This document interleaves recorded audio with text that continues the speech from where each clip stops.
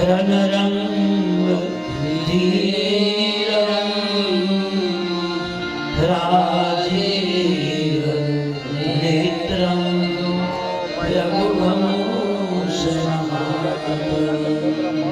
कारुण्यरूपं करुणाकरं श्रीरामचन्द्रं शरणं प्रपद्ये।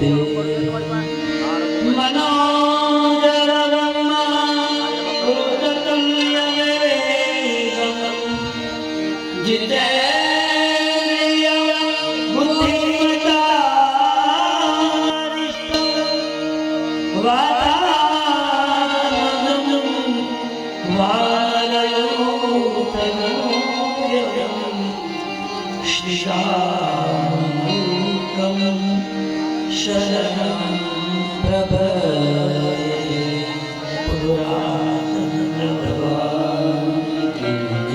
श्री द्वारिकाधीश की जय। श्री राम जय जय राम।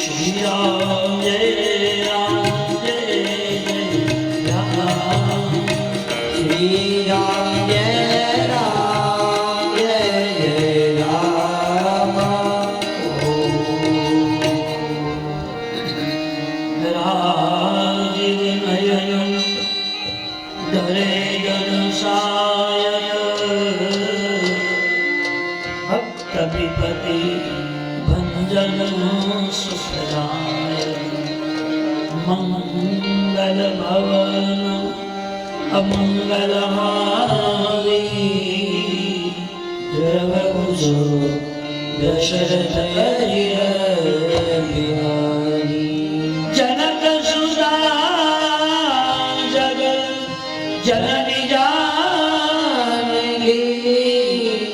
અતિશય પ્રિય કરુણાનિધાનકી ઉતારે જુગ પલ કમલ મનાવો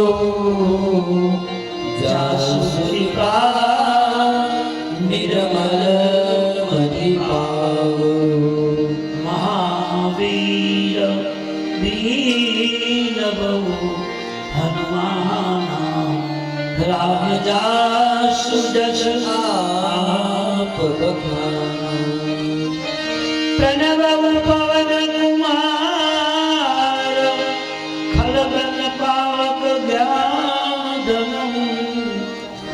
જાસુ હૃદય આધાર વસહિ રામ સવિતાપધર कुंद इंदु समदेव कुमार मन करुणाय जाहि दीन परने करु कृपा मरदन मय सिया राम सब जग जाई सिया सब जग जाई तो करो प्रणाम जोई जुग पाई श्री रामचंद्र कृपालु करना भरत भव भयदारु श्री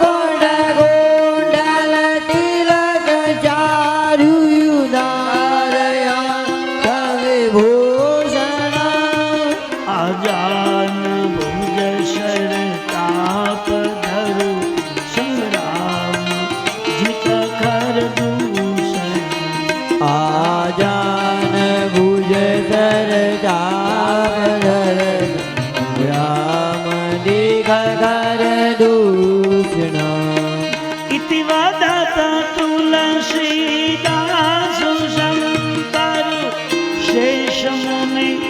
मनरञ्जनम् इति वदन् तुलसीदास चन्द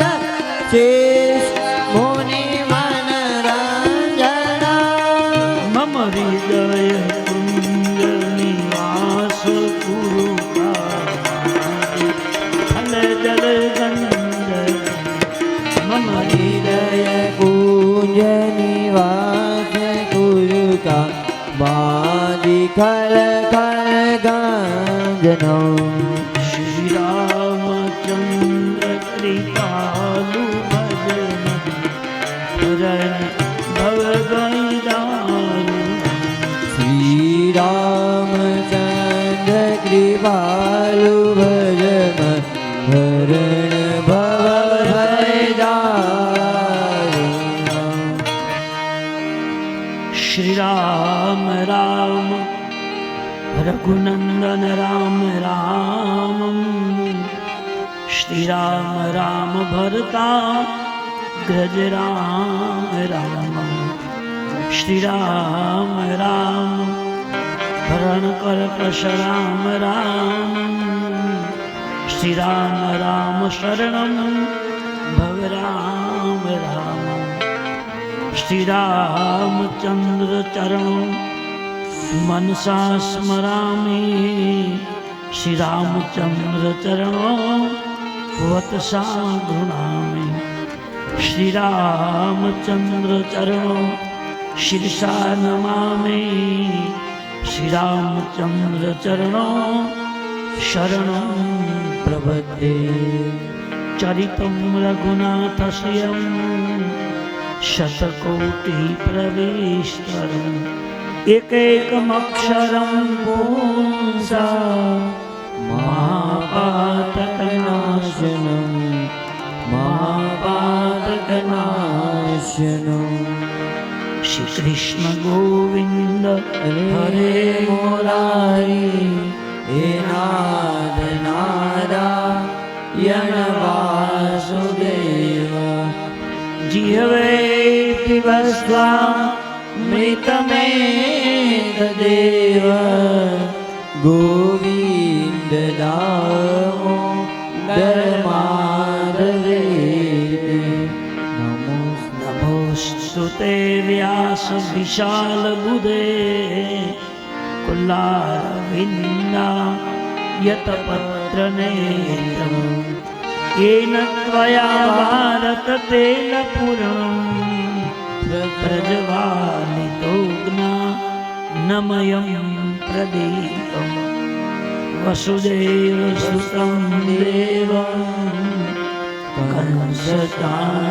कंसचाणूरमर्दनं देवकी परमानन्दं श्रीकृष्णं वन्दे जगद्गुरु गुरुब्रह्मा गुरुर्विष्णु गुरुदेवो महेश्वर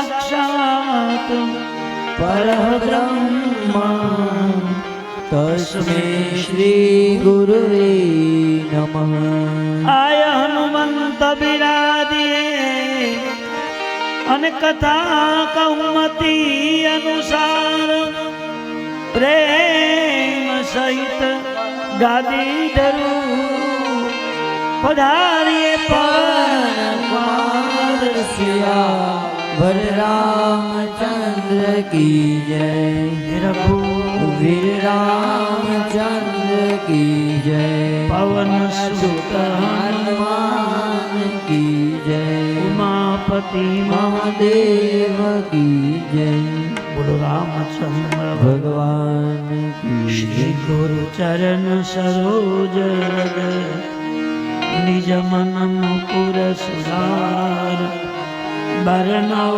रघुबर बिमल जस जो दायक फल बुद्धिहीन तम जान के सुमेरो पवन कुमार बल बुद्धि विद्या देव मोहि हरहु कलेश विकार जय हनुमान ज्ञान गुण सागर जय कपिशते लोक उजागर रामदूत यतुलित बलरामा अंजनी भूत पवन सुत नाम महावीर विक्रम बजरंगी कुमति निवार सुमति के कंचन वरण विराज सुबेशा कानल कुंडल कुंजित केशा हाथ वज्र गजा विराजे कांधे मूंज जनेऊ शंकर सुवन केशरी नंदन तेज प्रताप महाजगवंदन विद्यावान गुणी अति चातुर राम काज करिबे को आतुर प्रभु चरित्र सुनिबे को रसिया राम लखन सीता मन वसिया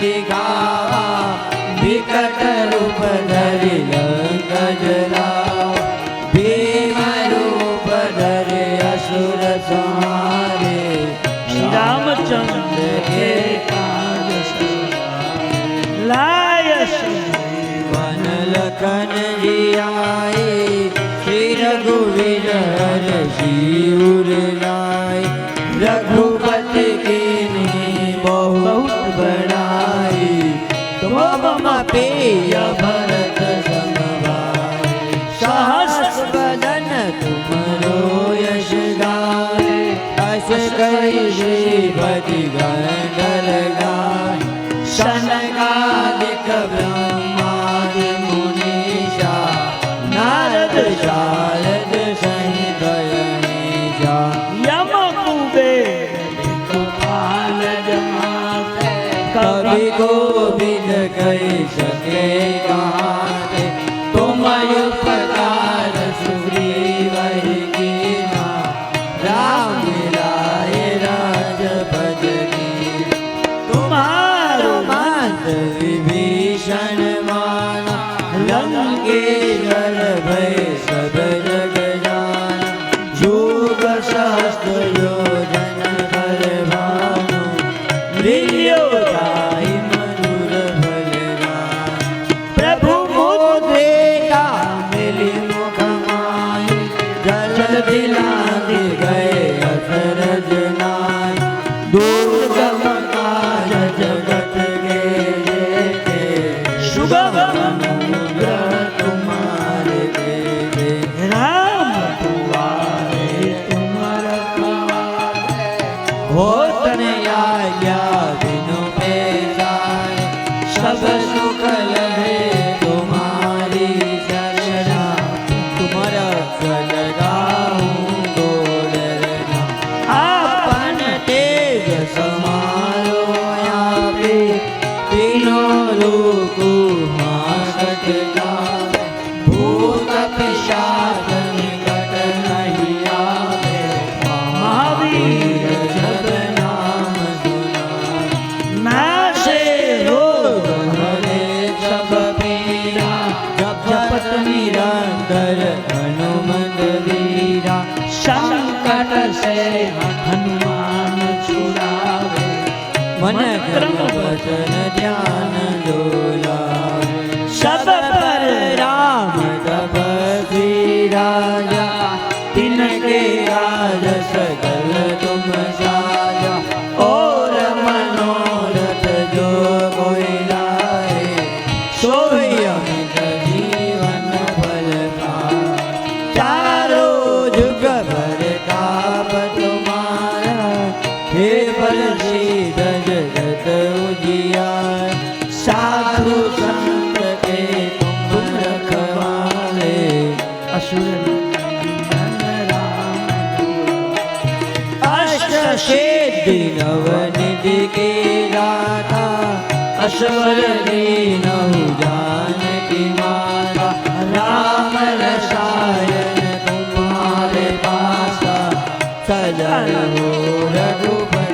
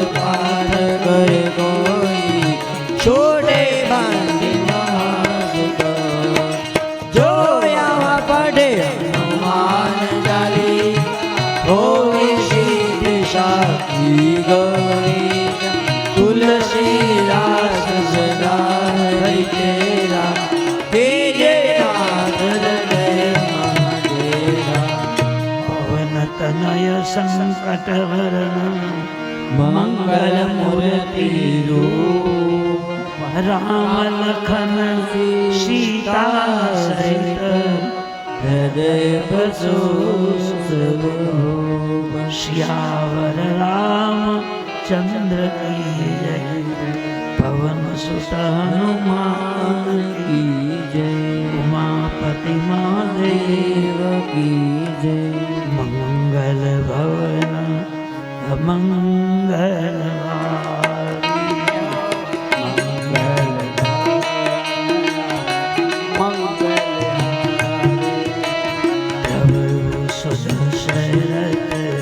અજીર બિહારી જબ દશરથ અજીર બિહારી જય જય જય હનુમાન ગુસાઈ જય જય જય હનુમાન ગુસાઈ કૃપા કરો દેવના કૃપા કરો ગુરુદેવ કિનારી સાધુ સંત કે તુમ રખવાલે સાધુ સંત કે તુમ રખવાલે असुर कंदन राम दुलारे असुर निकंदन राम दुलारे मंगल भवन अमंगल हारी मंगल भवन अमंगल हारी मंगल भवन अमंगल हारी मंगल भवन अमंगल हारी द्रवु सुदशरथ अजीर बिहारी द्रवु सुदशरथ अजीर बिहारी द्रवु सुदशरथ अजीर बिहारी द्रवु सुदशरथ अजीर बिहारी जय जय जय महान गुसाई जय जय जय हनुमान गुसाई कृपा करो गुरुदेव की नाई कृपा करो गुरुदेव की नाई परम कृपालु भगवान परमात्मा श्री राघवेंद्र सरकारની પરમ કૃપા દ્વારા પ્રત્યેક દેવતા દેવીઓની અસીમ કૃપા દ્વારા અને પરમ વંદનીય એવા સંત શ્રી દુખશ્યામ બાપાના શુભ આશીષ દ્વારા આજે ભંડારિયા ગામને આંગણે નવ દિવસીય રામકથાના બીજા દિવસની ત્રીજા દિવસની શુભ શરૂઆત આપણે કરી રહ્યા છીએ. કથા સાંભળવા પધારેલા પ્રત્યેક ધર્મ અનુરાગી ભાઈ બહેનો મહેમાનો સાધુ સંત બ્રાહ્મણોના ચરણમાં મારા વ્યાસકારી પછી બધાના જય શ્રી કૃષ્ણ જય શ્રી રામ. આપણે ભગવાનની કથામાં કાલે જોયું કે સતી યજ્ઞમાં બળીને ભસ્મ થયા. સતીની શા માટે બળવું પડ્યું ભાઈ? એક તો પહેલી વાત એ છે કે સતી શિવજીના ધર્મપત્ની છે અને કોઈ પણ સ્ત્રી એના પતિ સાથે અસત્ય બોલે, પતિની આજ્ઞાનું પાલન ન કરે, એ સ્ત્રીને પાપ લાગે, એ પાપી ગણાય છે. હું શાસ્ત્ર કહે એવું નથી કહેતો. અને માં સતીને પણ ભોગવું પડ્યું છે. સતી જેવી પ્રેમ સ્ત્રીને, વંદનીય સ્ત્રીને જો એ શિક્ષા ભોગવવી પડી હોય તો મારો તમારો હિસાબ ક્યાં છે? એટલે તુલસીદાસજી આપણને સાવધાન કરે છે કે કોઈ પણ પત્ની હોય પતિ સાથે ખોટું બોલાય નહીં. પતિદેવની બને ત્યાં સુધી આજ્ઞાનું પાલન કરવું. આવું લખ્યું છે ભાઈ, તમારે જે કરવું હોય તે. જો તમે કરો પાલન તો તમને સુખ શાંતિ મળશે, તમારી મતિ બગડશે નહીં, તમારી દ્રષ્ટિમાં કોઈ જાતનો વિકાર નહીં આવે. એ ગેરંટી છે વાલા. આ રામકથા કઈ સામાન્ય ચીજ નથી. ચરિતમ રઘુનાથ શતકોટિ પ્રવિષ્ટમ એક એક અક્ષરમ પુંસામ મહાપાતક નાશનામ. એક એક શબ્દ રામાયણનો કોટી ને કરોડ પ્રકારના પાપને ધુએ છે વાલા. કપડું મેલું હોય, ડાઘ પડેલા હોય અને એ કપડાને સાબુ લગાવી અને બ્રશથી ઘસવામાં આવે તો કપડું ચોખ્ખું બની જાય, એનો બધો ડાઘ જતો રહે અને ડાઘ રહિત બની જાય. એમાં જીવનમાં જે ડાઘ લાગ્યા છે, જે પાપ લાગ્યું છે, દોષ લાગ્યા છે, એ રામ કથાને ગ્રહણ કરવાથી બધા દોષ ધોવાઈ જાય છે. તો સતીને બળવું શું કામ પડ્યું? કારણ શું ભાઈ? એને આગલા અવતારનું વરદાન હતું. એને આપણને સમજાવવા માટે બધી ઘટનાઓ ઘટી છે. કલિયુગના કાળની નારીઓને સમજાવવા માટે આ બધી લીલાઓ ભગવાન કરે છે. ભગવાન કઈ વનવાસ ન ગયા તો કોઈ ઠપકો ન દે. જાનકી મૈયા કદાચ વનવાસ ન ગયા તો કોઈ એને કઈ ઠપકું દેત જ નહીં. પાર્વતી કદાચ ન બોલાવ તો કોઈ એને કહી શકે એમ નતું. પણ એને એમ લાગ્યું કે કલિયુગની દેવીઓને સ્ત્રી દેવી સ્વરૂપ છે. કલિયુગની નારીઓને ઉપદેશ આપવા માટે મારે કઈ લીલા કરવી જોઈએ. એ શિવને માં પાર્વતીજી, ભગવાન રામને માં જાનકીજી મારા તમારા માટે થઈને જન્મ લીધો છે, લીલા કરી. જેમ રાત્રિએ પડદો બાંધી અને નાટકના કલાકારો જેમ નાટક ભજવે છે, એમ ભગવાને આપણે નાટક ભજવું છે. કેમ જીવાય, કેમ બોલાય, કોનો સંગ કરાય, ક્યાં જવાય, ક્યાં ન જવાય, કેવું ખવાય, કેવું ન ખવાય, એક એક સિદ્ધાંત તમને સમજાવ્યો. માત્ર કથા એ સાંભળવા માટે નથી, સમજવાની કથા છે. સાંભળવા કરતા સમજવું બહુ જરૂરી છે. અને કદાચ ન સમજાય તો ઘેર જઈ રામાયણનું પાનું ખોલજો. આજે કથા ક્યાંથી શરૂ થઈ, કઈ ચોપાઈથી શરૂઆત કરી છે, ખાતી કરજો અને એને વાંચજો. કલાક અડધો કલાક પ્રયત્ન કરજો. એક એક વાક્ય તમે સમજાઈ જશો. બહુ જ હેરી વસ્તુ છે, પણ પ્રયત્ન કર્યા વિના પરિણામ મળતું નથી વાળા. તકલીફ છે. દૂધમાં ઘી છે 100%, દૂધમાં ઘી સમાયેલું છે, પણ ડાયરેક્ટ ના મળે. એની બધી ક્રિયાઓ કરવી પડે. એ દૂધને ગરમ કરવું પડે, ઠાવડા દેવું પડે, પછી એને મેળવવું પડે, મેળવણ નાખીને પછી મળ્યા પછી દહીં જામે, પછી દહીંને હલવવું પડે, મંથન કરવું પડે. અને એનું મંથન તમે કરો, એમાંથી નવનીત માખણ પસંદ પ્રગટ થાય છે. અને એ માખણને તમે ગરમ કરો એટલે એમાંથી ઘી નીકળે. એમ આ રામકથા એ માખણ જેવી પવિત્ર કથા છે. એના માટે મંથન કરવું પડે, મહેનત કરવાની, જાગવાનું છે, પ્રયત્ન કરવાનો છે બધા. તો ચોપાઈ એવી નથી જે ન સમજાય. સતી પાર્વતી રીતિને બરોબર શું કામ? જ્યારે શિવ અને સતી કથા સાંભળીને જતા હતા ત્યારે ભગવાને કહ્યું, દેવી આ પરમાત્મા ભગવાન રામકૃષ્ણ જાનકીજી ત્યાં દર્શન દેવા માટે આવ્યા. જે માણસ આ સંસારમાં કથા સાંભળે છે, એ કથા સાંભળ્યા પછી પોતાને ઘરે જતો હોય ત્યારે રસ્તામાં એને ભગવાનના દર્શન થાય છે. આવું લખ્યું છે.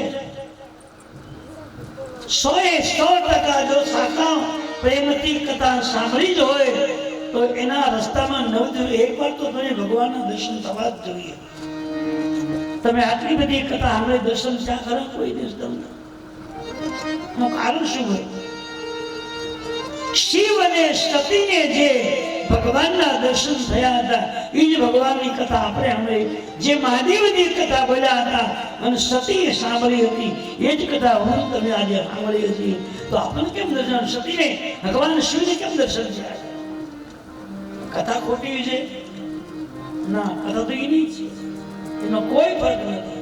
એ જ ચોપાઈ હોય સમજો. તો આપણને કેમ દર્શન થાય? બેમાંથી એકની ભૂલ, કા સાંભળનારની ભૂલ, કા તો બોલનારની ભૂલ. બેમાંથી એકની ભૂલને કારણે આ દર્શન થતું નથી. બીજો કોઈ કારણ નથી. ભગવાનને દર્શન લેવા છે એના પ્રમાણે તમારે લાયકાત ધરાવવી પડે છે, એને યોગ્ય બનવું પડે છે. તમારી યોગ્યતા ના હોય ત્યાં સુધી દર્શન, અને કદાચ ભગવાન તમને મળ્યા હોય તો તમે ઓળખી ન શકો. એની યોગ્યતા જોઈએ.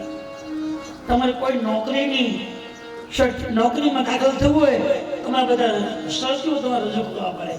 તમે કેટલું ભણ્યા છો, કેટલા ટકા માર્ક છે, તમે કેટલા શક્તિઓ મેળવા છે એ બધું તમારે દેવું પડે, બધા કાગળ આપો તો જ એનું એવું કઈ પછી તમને પડેલો આપે છે.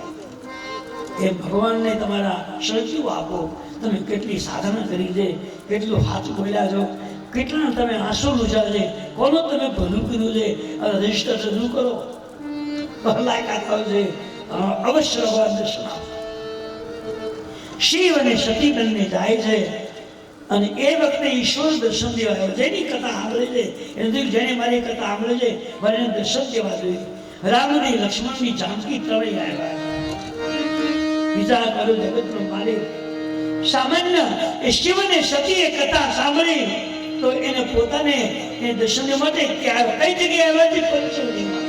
તે હિયાવલ સાધુ બંધન મંગી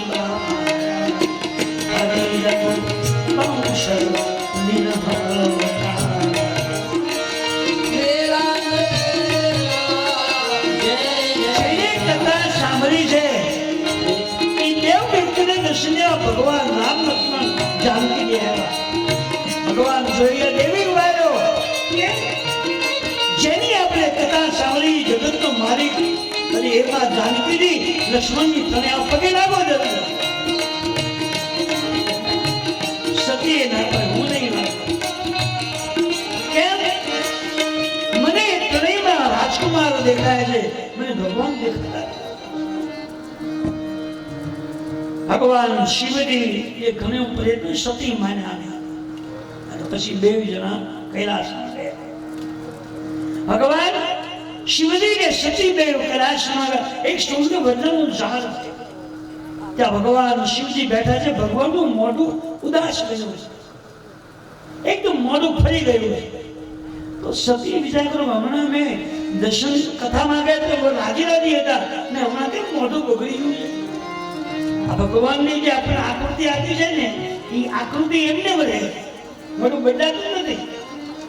પણ સુખ અને આનંદ હોય તો એ આકૃતિ બધી અલગ અલગ હોય અને દુઃખ હોય તો આકૃતિ બદલાઈ જાય છે. આનું કારણ શું? સતીએ પૂછ્યું, પ્રભુ તમે મને કીધું હું પગે ન લાગી એનું તમને દુઃખ લાગ્યું છે, લાગે એવું પગે? ભગવાને કહ્યું, એવી આટલી બધી મેં સમજણ આપી તોય તમે હાથ ન જોડ્યા અને હવે તમે પગે શું લાગવાના હતા? ટાઈમ રહ્યો ગયો. અરે પછી હવે કદાચ લાગવા તો શું ન લાગવા તો શું? પણ ભગવાનની વજી થાય તો ફાયદો થયો છે પણ નહીં થાય. એના બધું રુગણો પડ્યા, અહંકાર પડ્યો, પગે નહીં લાગે. તો ભગવાન કીધું, આવ્યો છો ભાઈ, તમારે જાવું તો જાવ, જાવે એમ ન કહું, નહીં જાવ એમ તમને અનુકૂળ લાગે ન કરો. મારું ભાઈ કેવું તો માને તો નથી, તમે શું કામ આગળ કરો, તો અનુકૂળ લાગે હું જાઉં છું. તો ભગવાન મનમાં રાજી થયા કે હજી શક્તિ જો જાય અને ભગવાનને પગે લાગે તો હજી ટાઈમ છે. સતી બોલ્યા, પ્રભુ જાઓ કરી પણ પહેલા હું પરીક્ષા કરું કે ઈશ્વર છે કે રાજકુમાર છે, અને પછી મને ઈશ્વર દેખાય તો હું પગે લાગુ. ભગવાને ભજીયાની પરીક્ષા કરી, મારી પર વિશ્વાસ નથી એટલે પરીક્ષાની ઈચ્છા છે. જે કરો કરો. સતી ગયા અને સતીએ મનમાં નિર્ણય કર્યો કે ભગવાન રામ લક્ષ્મણજી અને સીતાજી ત્રણેય અહીંયા નીકળ્યા છે. એ જગ્યા કઈ છે? પંચવટી છે. જગતમાં પંચવટીનું ક્ષેત્ર છે અને પંચવટી જે છે એ માયાનું ક્ષેત્ર છે. અમુક અમુક જગ્યાનો પ્રભાવ હોય, અમુક જગ્યામાં અમુક વસ્તુ હોય. એ જગ્યામાં હારા વિચારો, સારું કામ જ થાય. જો આપણે આ જગ્યા છે બાપાએ દોષામ બાપાએ નક્કી કરી, આ જગ્યા એટલી બધી શુદ્ધ છે, એટલી બધી દિવ્ય છે કે આમ હારા હારા કાર્યો થાય, કથાઓ થાય, યજ્ઞો થાય, લગ્ન થાય, હરિહર થાય, મહિને મહિનામાં રુદ્રી એ જગત એ જગ્યાનો પ્રભુત્વ છે. સતીને ભગવાન શિવ એ દર્શન કર્યા પણ સતી પગે લાગ્યા. હવે સીતાજીનો વેશ લીધો. પુની પુની હૃદય વિચાર કરી ધરી સીતા કર રૂપ આવ્યો હોય ચરિતંત તેહી જેહી આવત નરરૂપ. નરરૂપમાં જે ભગવાન, નર નારાયણ રૂપમાં જે ભગવાનને રામ જાનકી લક્ષ્મણજી એ ત્રણે આવતા જોઈ સતી સીતાજી બન્યા અને સીતાજી બની આગળ આગળ માંડી વાળવા. પૂરા તઈ આવે છે એને આગળ રસ્તા મળ્યા છે આગે હોય શું કામ પાછળની આગળ આવેલા છે એટલા માટે આગળ આવે જો ભગવાન હશે તો હમણાં મને ઓળખી જશે કે હું ખરેખર કોણ છું અને ભગવાન નહીં હોય તો મને દોરી પકડવા માટે આવશે પરીક્ષા કરી પરમાત્માની કદી પરીક્ષા ન કરીને એને પગે જ લગાય ઈશ્વરને એને કશું ના હોય એને વંદન કરાય સીતાજી બની ગયા ભગવાન રામજી લક્ષ્મણજી સીતાજી તરે છે એમાં લક્ષ્મણજી જોઈ ગયા આમ તો ત્રણે જણા છે પણ ભગવાન રામજી લક્ષ્મણજી જાનકીજી તરે એકમાં લક્ષ્મણજી જ બોલ્યા આ કોણ સીતાજી સતીને સીતાજીનો વેશ કેમ લેવો પડ્યો લક્ષ્મણજી વૈરાગી પુરુષ છે પણ સાચું છે ખોટું છે જાણવું હોય તો કોણ જાણી શકે જેનામાં સંપૂર્ણ વૈરાગ્ય હોય એ જ કહી શકે લક્ષ્મણ દીકા ઉમા કૃત વેશા કપિત ભયે બ્રહ્મ હૃદય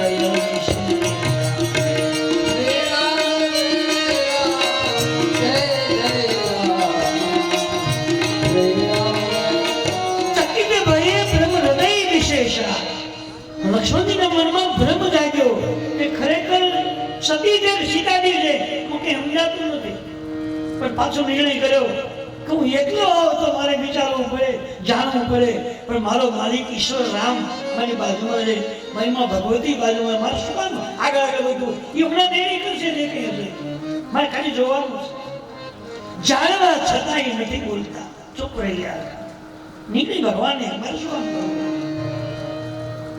લક્ષ્મણ કઈ ના બોલ્યા ભગવાને જોયું કે માં સતી સીતાજીનો વેશ લઈ અને મારી પરીક્ષા કરવા માટે આવ્યા હવે નહીં બોલું તો હમણાં એ નક્કી કે જે કોઈ રાજકુમાર છે અને બોલું તો મારે બોલવું કેમ ન કહેવાય સતી ન કહેવાય સીતાજી હવે કરવું શું સીતાજી એ ભગવાનના પત્ની છે અને રૂપ લીધું છે સતીનું તો સતી તો માં સમાન છે એ મારે કેમ કેવું ન માં કહેવાય ન સતી કહેવાય સીતાજી કહેવાય આ તો ગુરુ છે ને પરમાત્મા છે ને એ સતી ન કર્યા સીતાજી ન કર્યા તો ભગવાને બે હાથ જોડ્યા જો નિપાની પ્રભુ કિન પ્રમાણ પિતા સમેત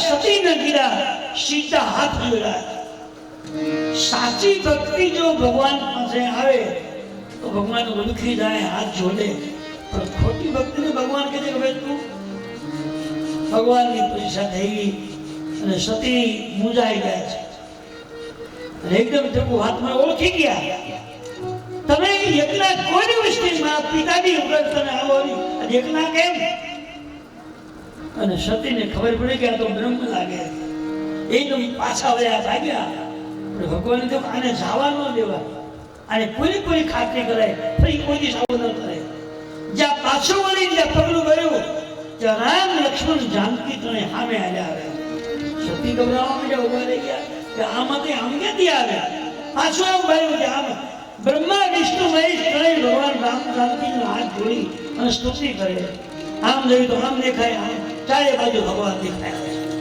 હર વ્યાપક સર્વત્ર સમાન પ્રેમ તે પ્રગટ હોઈને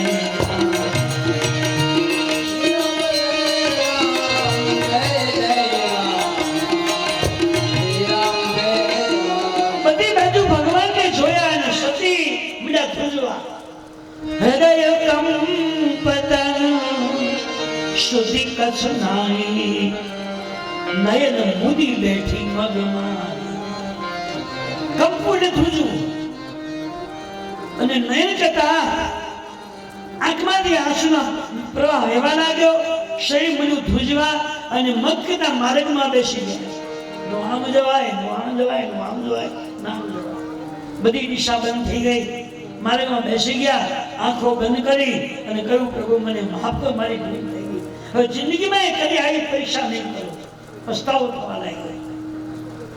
મારી ભૂલ થઈ ગઈ, પરીક્ષા નહીં કરું. અને થોડીક વાર થઈને પાછા આગળ વધ્યા, ત્યાં ભગવાન કાંઈ નથી. આ ભગવાને ચમત્કાર બતાવ્યો, અને ચમત્કાર બતાવ્યો એટલે સતીને ખબર પડી ગઈ છે બ્રહ્મની પાકવા.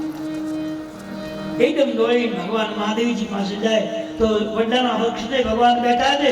સતી જઈને પગમાં પડી ગયા. ભગવાન તો કાતા ડાપણ આવી જવાનું, મને પગે લાગે. પણ પાછા બોલ્યા કે મહારાજ હું જઈ આવી, પગે લાગી આવી, પણ કઈ રીતે? પછી ખોટું બોલ્યા. હજી ચમત્કાર મેં તો એમ બોલતા હતા, હવે ભૂલ ક્યારેય નહીં કરું. ત્યાં પાછી ભૂલ શરૂ થઈ ગઈ. કશું ન પરીક્ષા લીના હી ગોસાઈ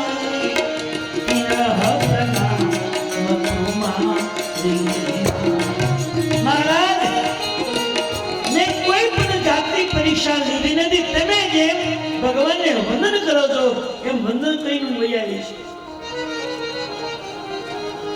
ભગવાન તો સાચું બોલતા છે. આ તો બ્રહ્મ છે ને, સાક્ષાત દેવોનો દેવ. ભગવાને આંખો બંધ કરી અને સમાધિમાં જોયું કે મારી પત્ની એમ નથી, મેં પરીક્ષા નથી લીધી, પણ સ્ત્રીઓની બધી વાત સાચી માની લેવાય નહીં. ત્યારે ક્યારેક એનું માર્કિંગ કરવું જોઈએ કે સાચું કેટલું અને ખોટું કેટલું છે. રામાયણમાં લખ્યું એટલે કહું છું કે સ્ત્રીઓ જે કંઈ વાત કરતા હોય એ બધી વાત પુરુષોએ માની લેવી નહીં જોઈએ. ક્યારેક ક્યારેક એનું માર્કિંગ કરે કે એનું સાચું કેટલું અને ખોટું કેટલું. નારી સ્વભાવ છે ને એ ક્યારે ઊંધું મારે નક્કી નહીં, એ ક્યારે ખોટું બોલી નાખે, કોઈ નક્કી નહીં નથી એનું. એ બહુ વિશ્વાસ ન કરે, ક્યારેક ક્યારેક એની ખાતરી કરવી જોઈએ. ભગવાન આનું સાચું ન મને લાવો ખતરો ભરું. આ તો દેવોનો દેવ છે ને. સમાધિમાં જોયું તો સીતાજીનો વેશ લીધો, ભગવાનની સામે ગયા. રસ્તામાં તકલીફ થઈ ગઈ, ધ્રુજારી આવી, માર્ગમાં બેસી ગયા. ખોટું નહીં બોલો એવું પ્રમાણ આપી દીધું. દરેક પ્રકારનો ભરોસો ન મુકાય. ક્યારેક ક્યારેક એની પરીક્ષા કરતી રહેવું જોઈએ. ભરોસો કરાય નહીં વિશ્વાસ. જો મારી પત્નીએ સીતાજીનું સ્વરૂપ લીધું હોય અને ભગવાનની પરીક્ષા કરી હોય અને એ મારી પાસે અસત્ય બોલતા હોય, અને બધે ઘણા પાપ ભેગા થયા. એ તો મારી આગળ ખોટું બોલ્યા એ પાપ. કોઈ પણ સ્ત્રી પત્ની એના પતિ પાસે ખોટું બોલે મોટા મોટું પાપ છે. તમે તો ન જ બોલતા હોય, બોલતા હોય તો હવે બોલતા નહીં, લીખવું જાય. બીજી વાત એ કે સતી સીતાજીનો વેશ બીજો દોષ કર્યો, ખોટું બોલાય ત્રીજું. અને પાપ ભેગા થાય ને તે માણસની અધોગતિ થાય. પછી ન સુખ મળે, ન શાંતિ મળે, ન સારો સંગ મળે, ન સારો વિચાર આવે, ન સારી વાણી મળે. એ દોષ રહિત જીવન બનાવવું, બધી કોશિશ કરવી. આ કલિયુગનો કાળ છે, આમાં દોષ વગર બનવું અઘરું બહુ છે. પણ પ્રયત્ન કરે જો માનવી તો સફળતા અવશ્ય મળે. પ્રયાસ કરો, તમે મહેનત કરો, તમને ફળ મળે. ખોટું ન બોલો એવો સંકલ્પ કરો તો સંકલ્પ ભાવ ખોટો ન હોય, તમને યાદ આવે ત્યારે ન બોલો. સતી ખોટું બોલ્યા એટલે બળવું પડ્યું. અને એને યજ્ઞદેવ પાસે માગ્યું હતું કે મને બીજો અવતાર નારી ન મળે. એ યજ્ઞ બળી પસંદ થયા. એનો બીજો અવતાર હિમાલયને ત્યાં પાર્વતી રૂપે થયો. પાર્વતી જગતની માં છે, શિવના પત્ની છે. એ પાર્વતી રૂપે હિમાલયને ત્યાં એનો જન્મ થયો છે. હિમાલય ખાલી વાત કરી હતી કે હિમાલય પર્વતનો રાજા છે, અને ત્યાં પાર્વતીનું પ્રાગટ્ય થયું છે. પાર્વતીનું પ્રગટ થઈને ચારે બાજુ લીલા લહેર થઈ ગયા છે. ઋતુ બહાર વૃક્ષોને ફળ આવી ગયા છે. નદીઓમાં જળ હતું ત્યાં જળ વહેવા લાગ્યું. ચારે બાજુ સુગંધિત મંદ પવન વાવા લાગ્યો. અને હિમાલયમાં આનંદ થવા લાગ્યો. જગતની મહાસભા. અને એ વખતે હિમાલયમાં આનંદ થઈ રહ્યો છે. વાદી વાગે વીણા લઈ અને નારદજી આવે. ભગવાનનું ગુણગાન ગાતા શ્રીમદ નારાયણ નારાયણ નારાયણ શ્રીમદ નારાયણ નારાયણ શ્રીમદ નારાયણ નારાયણ નારાયણ શ્રીમદ નારાયણ લક્ષ્મી નારાયણ નારાયણ નારાયણ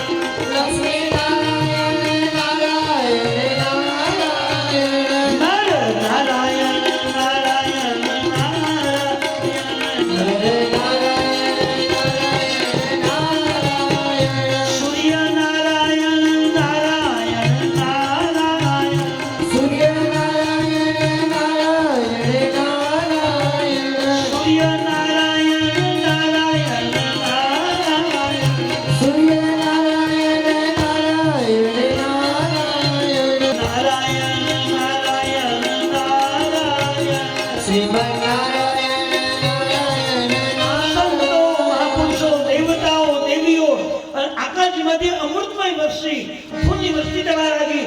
નારદજીનો પ્રવેશ. નારદજીને જોઈને હિમાલય દોડ્યા, એના પગમાં પધારો મહારાજ પધારો. કેમ?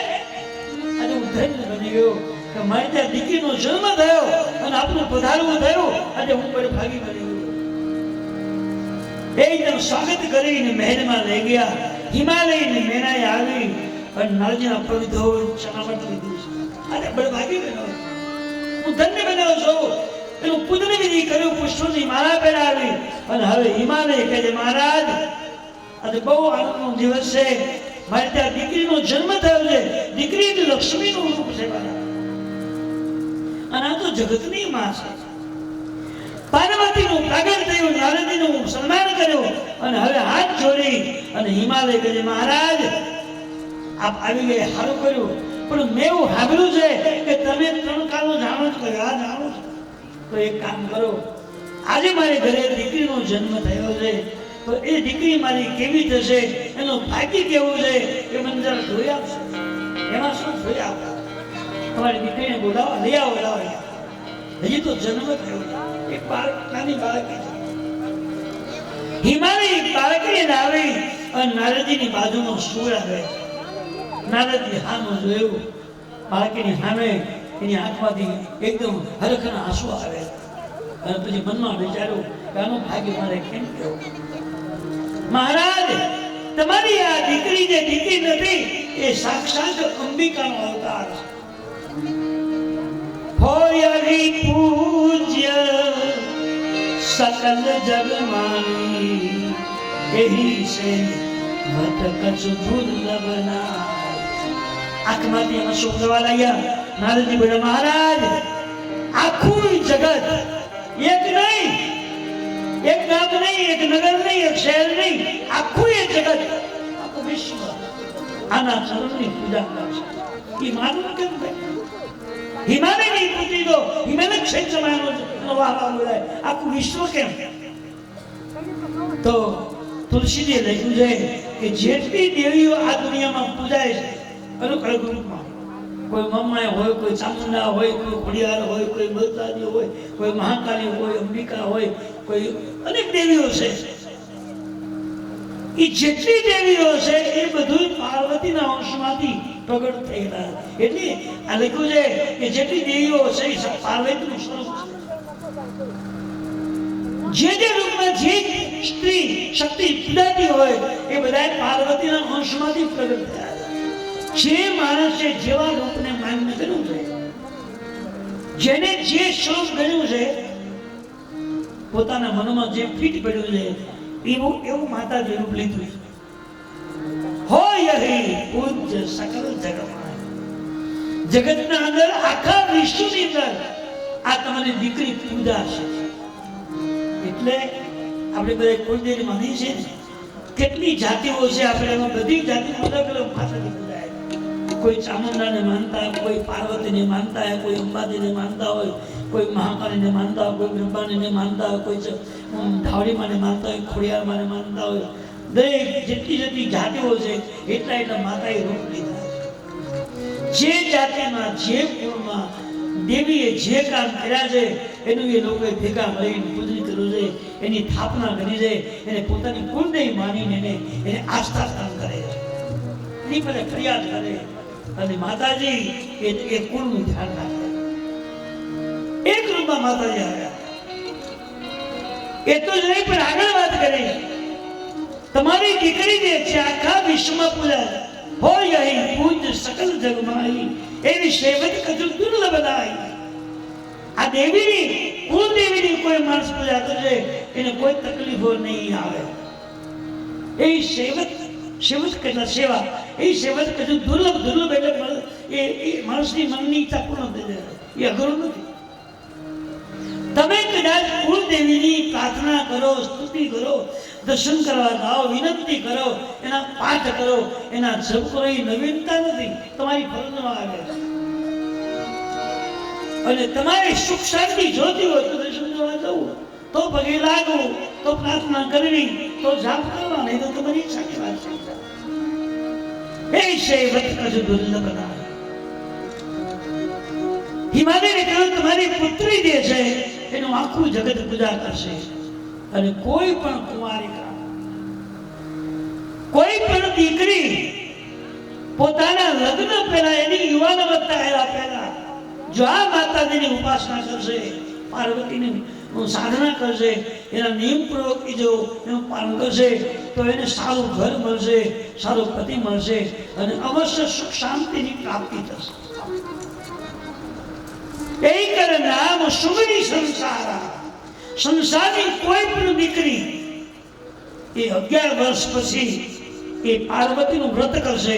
અને પાર્વતીનું વ્રત જે છે ને એ 12 મહિનામાં 3 મહિનામાં થાય છે. શ્રાવણ મહિનો, કાર્તિક મહિનો અને મા મહિનો. અને દર મહિનામાં દર વર્ષે એકવાર કરે તો વાંધો નહીં, પણ ભલે જિંદગીમાં એકવાર વ્રત કરે તો જરૂરી તો છે. અને જે દીકરીએ લગ્ન પહેલા ધ્યાનથી, શ્રદ્ધાપૂર્વક, વિશ્વાસપૂર્વક એ પાર્વતીનું વ્રત જો કર્યું હોય તો સારો પતિ મળે છે, સદગુણી, અને એને ત્યાં કોઈ દુઃખ આવતું નથી, તકલીફો આવતી નથી, અને એની મનોકામના પરિપૂર્ણ થાય છે. મનમાંનું સુખ એને પ્રાપ્ત વર્ણન કર્યું છે. પછી મળે ન મળે તો તકદીરની વાત, પણ આ વ્રત જરૂરી છે. દીકરીને કોમળ મનથી માની ઉપાસના કરવી જોઈએ. અને પાર્વતી જગતની માં છે, દેવોની દેવી તો છે, પણ આખા વિશ્વની માં છે. તમે ભલે તમારા કુળદેવીને માનો, તમે એને પ્રાર્થના કરો, પણ ક્યારેક ક્યારેક 12 મહિનો એક વખત આ વ્રત કરવું જરૂરી છે. અને જો કુંવારિકાના લગ્ન પહેલા એકવાર ભવાનીનું વ્રત કરે, પાર્વતીની ઉપાસના કરે, તો અવશ્ય સુખ સંપત્તિ શાંતિની પ્રાપ્તિ થાય. આ વર્ણન તુલસીજીએ કર્યું છે. તુલસીજી બોલે લખે ખોટું ન હોય, પાક્કું હોય તો જેટલી જેટલી ચોપડામાં જેટલા શબ્દ આવ્યા છે એનું માર્કિંગ કરી એમાંથી નિચોડ કાઢી અને રસ લઈને પછી આપણે આપ્યું, પાક્કી ગેરંટી આપી, અનુભવ કર્યો. એ ખોટી વસ્તુ છે નહીં હોય. તે પોતાના મા બાપે પોતાની દીકરી જન્મે કરે બરાબર, એનો વાંધો નહીં, પણ એ 9-10 વર્ષથી જાય પછી એને આ વ્રત શીખડાવવું જોઈએ. એમાં અઘરું નથી. પાર્વતીના મંદિરમાં જાઓ, ફૂલની માળા લેતા જાઓ, થોડા ફૂલ લેતા જાઓ, એને ચાંદલો કરો, એને નવડાવો પંચામૃતથી, ગંગાજળથી, સ્તુતિથી, અને પછી એને ચાંદલો કરો, પગે કપાળે ફૂલનો હાર કરાવો, પગમાં ફૂલ મૂકો અને જય જય ગિરી મેં રાધે કિશોરી, જય મહેશ મુખચંદ ચકોરી, જય ગણપતિ સદાનંદ માતા, જય દામની દુષિત દાદા, નહીં તો આદિ બધી અવસાન હોય ભેદ નહીં જાય. આ બધા શ્લોકો છે, બધા સ્તુતિ છે એની. અને કાંઈ ન આવડે તો માતાજી ખાલા નામથી નામ દઈ પાર્વતી પાર્વતી નો પણ ફળ અવશ્ય મળે. કોઈ પણ ઉપાસના નિષ્ફળ જતી નથી. એ વાત સત્ય છે. વાળા, તમે જે કઈ દેવીનું કે દેવનું ઉપાસના વ્રત કર્યું છે એ કદી ફોગટમાં જતું નથી. એનું પરિણામ તમે અવશ્ય મળવું જ જોઈએ અને મળે પણ છે. પણ તમારે શ્રદ્ધાથી કરવું જરૂરી છે. પાર્વતીજી સેજે મોટા થવા લાગ્યા. આ બાજુ મહાદેવજી એની પત્ની સતી યજ્ઞમાં વળી ભસ્મ થયા પછી વૈરાગી બનીને હિમાલયમાં રહે છે. દુનિયામાં પૃથ્વી પર એક ધારક નામનો દૈત આવ્યો છે. એ ધંધા મેળવ કરવા, લોકોને પરેશાન કરવા દેવ સમાજ ભેગો થયો, બ્રહ્માજીને સામે મળ્યો અને પૂછ્યું, મહારાજ આ રાક્ષસ કોઈથી મારવાથી મળતો નથી, જીતવાથી જીતાતો નથી, એનું કારણ? ત્યારે બ્રહ્માજી બોલ્યા, દેવતાઓ અમુક અસુરોએ ભગવાનની ઉપાસનાઓ કરીને ભગવાન પાસે વચન મેળવ્યું છે. એ અભય બની જાય, મારી શકે નહીં, જીતી શકે નહીં, વરદાન મેળવ્યું. અને એ વરદાનમાંથી જો જીતવો હોય તો પરમાત્મા સિવાય કોઈ એને જીતી શકે નહીં. તો શું કરવું? બ્રહ્માજીએ કહ્યું કે દેવતાઓ, ભગવાન શિવ જે છે દેવોનો દેવ છે, અને શિવજીને ઘરે જો દીકરાનો જન્મ થાય તો એના હાથે મૃત્યુ છે, બાકી એના કોઈ મારી શકશે નહીં. તો શિવજી સમાધિમાં છે તો જગાડવા કોણ જાય? કામદેવ જગાડાવ્યો, શિવજી જાગ્યા છે. કામદેવ ભગવાનની છાતીમાં બાણ માર્યું અને બાણ વાગતા મહાદેવજી આંખ ખોલી, હું મારા ક્ષેત્રમાં બેઠો છું, મારી જગ્યામાં બેઠો, મેં કોઈનો ગુનો નથી કર્યો, મેં કોઈનું અહિત નથી કર્યું, અને વિના કરે મને બાણ મારનાર છે કોણ? ચારે બાજુ ભગવાને જોયું તો કોઈ વ્યક્તિ દેખાતી નથી, પણ ઝાડવાના પાંદડામાં સંતાય અને કામદેવ બેઠો છે, હાથમાં ખાલી ધનુષ્ય બાણ છૂટી ગયું. ઈ બાણ શિવજીની છાતીમાં વાગ્યું. સૌરભ પલ્લવ બદન વિલોકા નિશદિન નહીં અવલોકયો. કામદેવને જોયો અને ભગવાન સમજે ઠીક આ કામદેવ સિવાય કોઈની તાકાત નથી મને બાણ મારે. મને બાણ માર્યું, આજે મને ક્યાં બાણ માર્યું, કાલે કોઈ બીજાને મારશે કઈ નક્કી થોડું છે. અને જવા તો ન જ દેવાય, શિક્ષા મળવી જ જોઈએ. પ્રશ્ન પર હથિયાર તો હતો નહીં, શું કરે? અને તુલસીએ લખ્યું છે કે ભગવાને ત્રીજી આંખ ખોલી. તબ શિવતી સર નયન કામ ભયું જય છા. જય જય રામ શ્રી રામ જય રામ જય. ભગવાને ત્રીજું નેત્ર ખોલ્યું, એમાંથી અગ્નિ વર્ષાથી કામને બાળી ભસ્મ કર્યો. આવું લખ્યું છે. તબ શિવતી સર નયન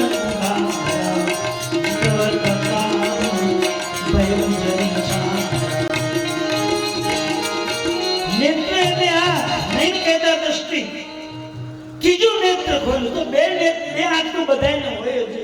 પશુને, પક્ષીને, માણસને, દેવને, દાન બધાને બે આંખો આપેલી, પણ ત્રીજી આંખ ક્યાંથી આવી? તો તુલસીદાસજી એમ લખ્યું છે કે માણસના કપાળમાં જે ચાંદલો આપણે કરીએ છીએ ત્યાં એક ત્રીજી આંખ છે, એવું લખ્યું છે. હવે છે કે નહીં એ સાબિત થતું નથી, પણ છે ખરી એવું પાકું. મહાદેવજીને હતી એટલે આપણને હોવી જ જોઈએ. એને ગેરંટી આપી કે દરેકને તમારા હાથે. તો પછી મહાદેવજી ત્રીજી આંખ ખોલીને કામ નિભાયો તો આપણી ત્રીજી આંખ છે કે નહીં પાકું છે? હા છે, પાકી વાત છે. તો કેમ કોઈની ખુલતી નહીં હોય? શિવજીની આંખ ખોલી તો આપણે કેમ ન ખોલે? તો તુલસી જેમ લખ્યું છે કે જે વ્યક્તિ સતત રામ ગુણગાન ગાય, સતત 24 કલાક, અને એનું અખંડ ભજન જે હોય તો ભજનથી ત્રીજી આંખ ખુલે. અને ભજન ના હોય તો એ આંખ ખુલે નહીં, બંધ ની બંધ હોઈ જાય, ભેગું ભેગું જાય. પણ છતાંય ખુલે ત્યારે તમે પથારીમાં સૂતા હોય પલંગમાં, ત્યારે તમારી બે આંખો બંધ હોય છે, હોય ને? આંખ બે બંધ હોય છે, પણ છતાંય તમને સપનું આવે કે હું ભાવનગરની મોટી બજારમાં ફરું છું, સોનું જોખાવું છું, ચાંદી જોખાવું છું, હારી હારી ખરીદી છું. આવું સપનું આવે ને? હવે બંધ કે દેખાય કેવું કે વિચાર કરો, આ ત્રીજી આંખ છે. એ આપણા કપાળની અંદર જ્યાં કામનો કરીએ ત્યાં છે. અને એ ખુલે જાય, સાધના કરી હોય, ઉપાસના કરી હોય, ભગવાનના બહુ જ સુંદર જાપ કર્યા હોય તો ત્રીજી આંખ ખોલાય, નહીં તો બંધ નહીં બંધ રહે. જો ત્રીજી આંખથી તમારે ધ્યાન કરવું હોય તો તમારે કલાક 2 કલાકનો ટાઈમ કાઢી અને ભગવાનની ઉપાસના કરવી પડશે. તમે ક્યાંક ભૂલી જાઓ અને આંખ બંધ કરો એટલે ત્રીજી આંખ ખોલે. ક્યાં ભૂલ્યો? ફરી એક્સરસાઇઝ નહીં. આ તો કથા બોલું તો આહાવ મોડે બોલું, પાણું તો કંઈ ખોલતો નથી. શબ્દ ક્યારેક ભૂલાઈ જાય એવી, કારણ કે માનવ સ્વભાવ છે ને, એટલે ક્યારેક અમુક વસ્તુ મગજમાંથી જતી રહે.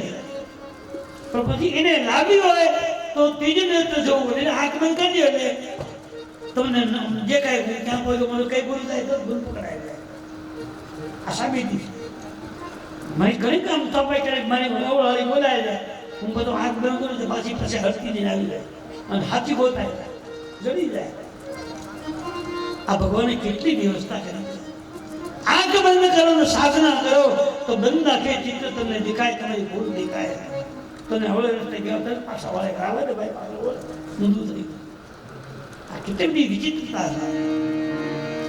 તો ભગવાને વિવેક રૂપી નેત્ર વળી કામને બાળવે, વિવેક રૂપે અજ્ઞાનતા રૂપી નેત્રને અજ્ઞાનતા રૂપી નેત્રને બાળવા માટે વિવેક રૂપી આંખ ખોલી કામને વશીભૂત કર્યો છે. તવ શિવતી શરણ નયન મુઘારા ચિત્તવત કામ ભયો ધરી સારા. મહાદેવજી ત્રીજી નેત્ર ખોલી કામને મારી વશમાં કર્યો છે અને ભગવાન શિવજી સમાધિમાંથી જાગૃત થયા અને દેવતાઓને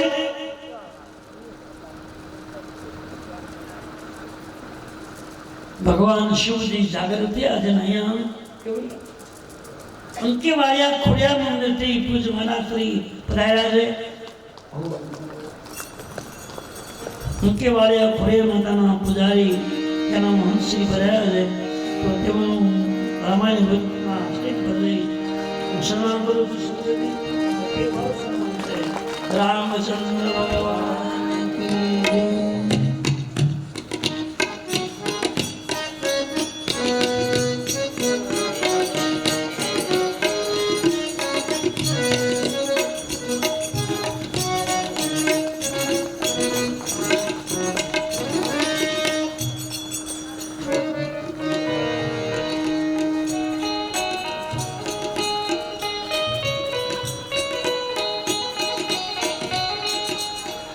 તો ભગવાન શિવજી સમાધિમાંથી જાગૃત થયા છે અને દેવોને સમાચાર મળ્યા ભગવાન હવે સમાધિમાંથી જાગૃત થયા છે એટલે દેવ પણ આવ્યું અને ભગવાન શિવજીને કહ્યું મહારાજ તમે લગ્ન કરો. ભગવાન કૈલાસમાં એકલા છે અને મેં કાલે વાત કરી હતી કે સતી યજ્ઞમાં બળીને ભસ્મ થયા પછી મહાદેવજી વૈરાગી અને વૈરાગમાં એને બે કાર્યો કર્યા. કયા બે? સતત 24 લાખ રામ નામ ગાવું અને જ્યાં કથા થતી હોય તેની કથા સાંભળી. આ બે કામ કર્યા. ભગવાન શિવજી એ સમાધિમાંથી જાગૃત થયા અને વૈરાગી બનીને ભગવાનનું ભજન કરે. સવારનો ટાઈમ છે અને રોજના નિયમ મુજબ સતત રામ નામ ગાય છે. એમાં કૈલાસની અંદર સવારનો ટાઈમ હતો અને મહાદેવજી રામ નામ ગાતા ગાતા ગાતા ગાતા એની આંખમાંથી આંસુ આંખ બંધ થઈ. એ વખતે પ્રગટ એવું રામ કૃતજ્ઞ કૃપા. જેનું ભજન કરે છે, જેના મુખમાંથી જે નામ ગવાય છે એ પરમાત્મા રામજી ત્યાં પ્રગટ થયા. બાળક પ્રગટ થયા, બાળ શિવ રામ. અને ભગવાન સામે જોયું તો આંખ બંધ છે, મુખમાંથી રામ નામ ગવાય છે, આંખોમાંથી આંસુ વહી રહ્યા છે. અને રામજીએ ભગવાન શિવનો હાથ પકડ્યો. મહારાજ જાગો. શિવજી આંખ ખોલી તો બાલક રામને આપ કોણ? આપ કોણ? ભગવાને કહ્યું હે મહારાજ, તમે જેનું નામ ગાઓ છો એવું રામ છું. તમારી સાધના જોઈ, તમારો ત્યાગ જોઈ, તમારો વૈરાગ જોઈ, તમારી ઉપાસના જોઈ હજુ બહુ રાજી થયો છું. માગી લો માગી લો, તમારે મને તો વરદાન દેવું. અરે પ્રભુ, મારે માગવાનું શું હોય? મારી પાસે ક્યાં ખાય? નહીં નહીં, કાંઈ કહેવાય. અરે ભગવાને કહ્યું કે મારી પાસે બધી વસ્તુ હાજરમાં છે, એ માગવાની અપેક્ષા છે જ નહીં. તો ભગવાને રામજીએ કહ્યું મહારાજ, કા તમે માગો ને કે મને માગવાનું કહો. એમાંથી એક વાત કરો. કા તમે માગો તો મને માગવાનું કહો. તમારે માગવું તો યાર માગવા. તમારે શું માગવું? હા, માગવા જેવું છે એટલે માગવું. બોલો શું જોઈએ? મહારાજ, તમારા પત્ની સતી યજ્ઞમાં બળી ભસ્મ થયા પછી બીજો જન્મ એનો હિમાલય ત્યાં થઈ ગયો છે અને એને તમને પતિ બનાવવા માટે ઉપાસના કરી છે. નારદજી જ્યારે આવ્યા ત્યારે એની બધી વાત કરી કે આ દીકરી તમારી આખા લોકમાં પૂજાશે. પણ એને છેલ્લે એમ કહ્યું કે એક તકલીફ છે. શું? અગુનિયમાન માતુ પિતો હિના ઉદાસીન સંશય સદસીના. એને એવો પતિ મળશે કે માતા પિતા વગરનો, ઘરબાર વગરનો, શમશાનમાં રહેવાળો, આખા શરીરે ભસ્મ લગાવવાળો, આવો પતિના ભાગમાં લખ્યો. હિમાલયની મહેનત બે મુંજાઈ ગયા કે અમારી દીકરી આટલી સુંદર હોય અને આવો પતિ મળે ઘરબાર વગરનો, માતા પિતા વગરનો, અમુક વેચવાળો, અમને યોગ લાગતો નથી. આનો કઈ ઈલાજ ખરો? રસ્તો કરો કઈ સરખું થાય એવું કઈ ખરું? દરેક વસ્તુનો ઈલાજ હોય જ છે. બોલો શું? નારદજી કહે છે કરઈ જાય તપ શૈલકુમાર, શૈલ કે હિમાલય. તમારી દીકરી બાલ્યાવસ્થાની અંદર એનામાં સમજણ શક્તિ આવે, સમજવાની શક્તિ આવી જાય, પછી ઘરબાર છોડી, માતા પિતાનો પ્રેમ છોડી એકાંતમાં જંગલમાં જઈ અને પ્રભુનું અખંડ ભજન કરશે તો અવિચળ રૂપવાળો પતિ એને પ્રાપ્ત થશે. માતા પિતા બે હાજી થઈ જાય. ભલે બચપણમાં અમારી દીકરી ભજન કરવા જાય અને હારો પતિ મળશે તો અમે ભજન કરાવશો. હવે પાર્વતી મોટા થવા લાગ્યા છે. અમુક ઉંમર લાયક થયા એટલે માતા પિતાએ મગજમાં યાદ રાખ્યું કે અમારી દીકરીને આ એક ઉપાસના કરવી પડે એમ છે. ઈશ્વર હરખું નહીં થાય, એનું જીવન હરખું હાલશે નહીં.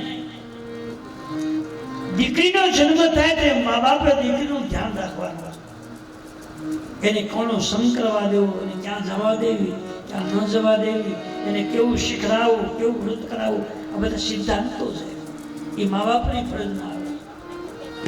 અને ખાસ કરીને દીકરીનું ધ્યાન માએ રાખવાનું હોય, ભૂલ ન કરી બેસે. જિંદગીમાં તકલીફ જ નથી. માતા પિતાએ મગજમાં યાદગીરી રાખી, દીકરી સમજદાર થઈ એટલે માતા પિતાએ સૂચન કર્યું બેટા તારે તારા જીવનમાં એકવાર થોડુંક અનુષ્ઠાન કરવું પડ્યું. કેમ? તે આગળ અવતારમાં યજ્ઞ ભગવાન પાસે, વિષ્ણુ ભગવાન પાસે માગ્યું હતું કે મને પતિ ભગવાન મહાદેવ સિવાય કોઈ ન મળે તો શિવને પતિ બનાવો તો શિવજીની ઉપાસના કરવી પડે. ભજન વિના ભક્તિ ન પામે મોરી. મહાદેવજી કહે કે જેને મારી સાધના અને ઉપાસના કરવી હોય ને કરશે એને હું મળીશ. તો ભજનમાં અરે ભલે મા બાપ ને કહે માતા પિતા તમારો હુકમ હોય તો ભજન કરવા દઈશ. અને એ પાર્વતીજી બાલ્યાવસ્થામાં એકદમ બાળક અવસ્થાની અંદર એના કુટુંબનો પ્રેમ છોડી, માતા પિતાનો સ્નેહ છોડી અને એ દીકરી જંગલમાં જાય. આપણે કઈ જંગલમાં જવાની બહુ જરૂર નથી. આપણે તો આપણા બંગલામાં રહીને પૂજા કરવા તો પાર્વતી માટે લખ્યું છે. પણ આપણે કઈ એવું જરૂર, પણ થોડું ત્યાગવું જરૂરી છે. પાર્વતી જંગલમાં ગયા છે અને સુંદર નદીમાં સ્નાન કરી અને નારદજીએ ઉપદેશ આપ્યો હતો એ મુજબ ભગવાનનો મંત્ર મળ્યો તો એ મંત્રથી ભગવાનની ઉપાસના શરૂ કરી દીધી. પણ ઉપાસના કઈ રીતે કરવી, ક્યારે કરવી, કયા મંત્રોથી કરવી, પછી કઈ પદ્ધતિથી કરવી? પહેલું, પાર્વતીજીએ ભગવાનને શિવને પતિ બનાવવા માટે પહેલા ભોજન છોડ્યું. કસુદીન ભોજન બારી બતાશા,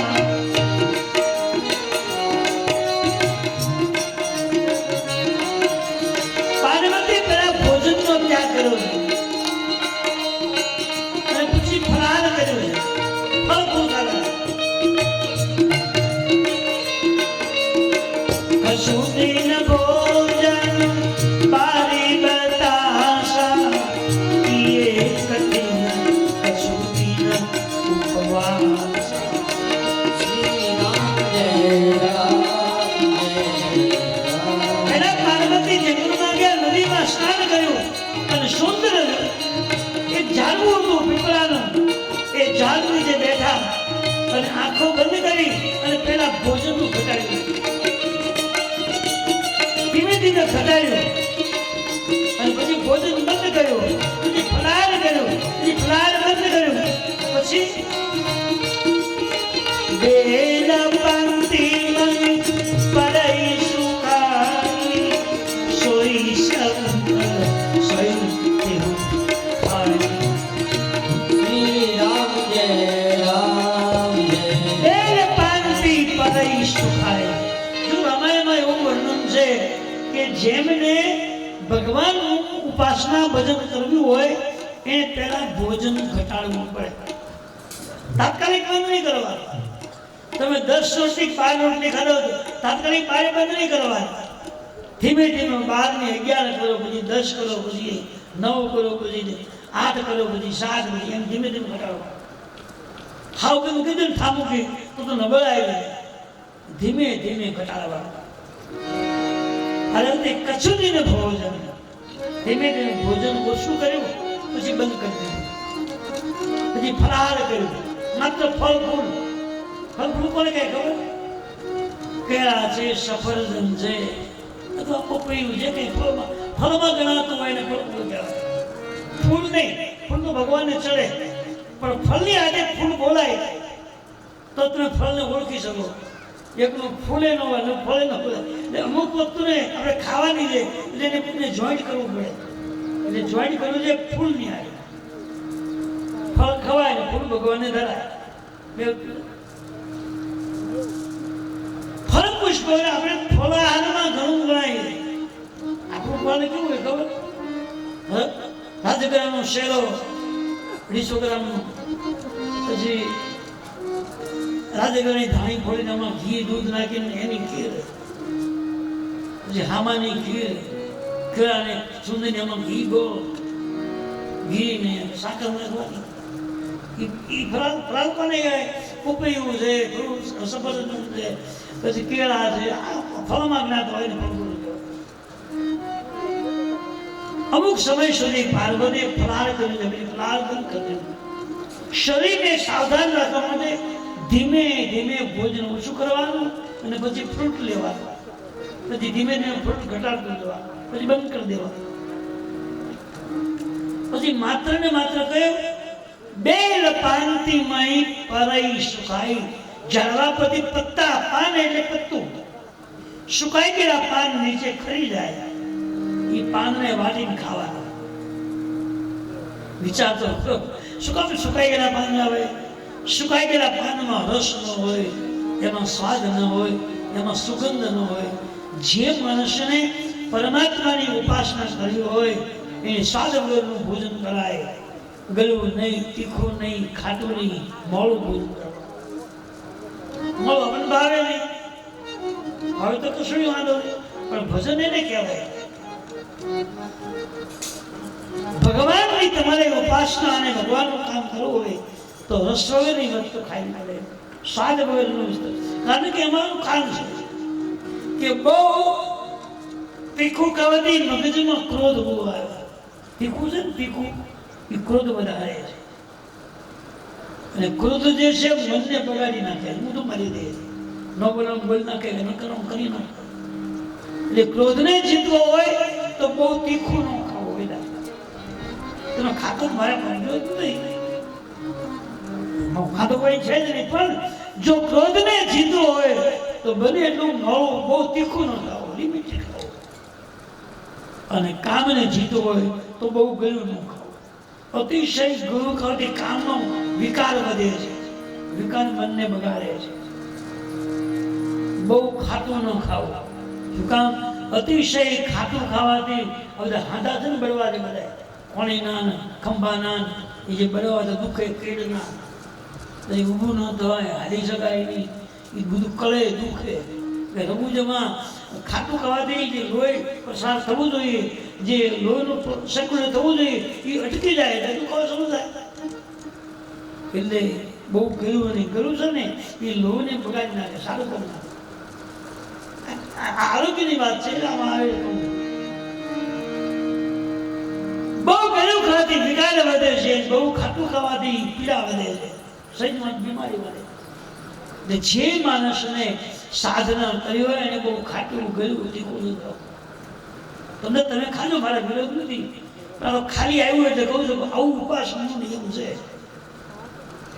અને આમ જો અમારે કથા કરવી હોય 3 કલાક ગાપ બેહીને ગાવાનું હોય તો અમે તીખું ન ખાઈએ, કંઈ ગળ્યું નહીં ખાવાનું, બહુ મીઠું નહીં ખાવાનું. એટલે આમ જો બેસી જાય તો કાંઈ બોલાય નહીં. હાવ લિમિટેડ, અડધોથી અડધો રોટલો, કદાચ 2 રોટલી ને થોડુંક દૂધ છે મોડું, તો જ આ બધું. તો ટાઈમસર જગાય, ટાઈમસર ભજન થાય, ટાઈમસર બેસી ખાય, અને કલાકો સુધી ગાવ તો કંઈ વાંધો આવે નહીં. એ ભગવાન ધ્યાન રાખે. જાસુ નૈન વ્રત જાય નિબરના. કોઈ પણ ભગવાનને રાજી કરવા હોય, ખુશી કરવા હોય તો નિયમથી મંત્ર જાપ કરો, ભજન કરો. તો નિયમને આધીન મંત્ર છે અને મંત્ર આધીન દેવ છે. એમને નિયમપૂર્વક કામ કરો.